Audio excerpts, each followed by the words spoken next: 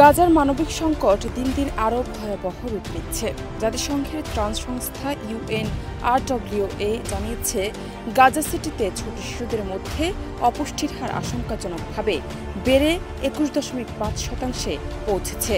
অর্থাৎ প্রতি 5 জন শিশুর মধ্যে একজন বর্তমানে অপুষ্টিতে ভুগছে। LME সার্টিফাইড বিশ্বসেরা কপারে তৈরি ওয়ালটন কেবলস, যা আপনার স্থাপনাকে রাখবে সব সময় নিরাপদ।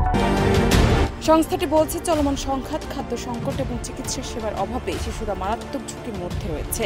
অপুষ্টিজনিত সমস্যার পাশাপাশি অঞ্চলটিতে চরম গরমে জনজীবন বিপর্যস্ত হয়ে পড়েছে। গাজায় তাপমাত্রা 40 ডিগ্রি সেলসিয়াস ছাড়িয়ে গেছে, যা দৈনন্দিন জীবনযাপন আরও দুর্বিষহ করে তুলেছে।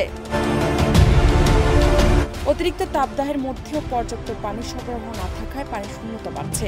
এতে শিশু থেকে শুরু করে বয়স্করাও চরম স্বাস্থ্য ঝুঁকিতে পড়েছেন।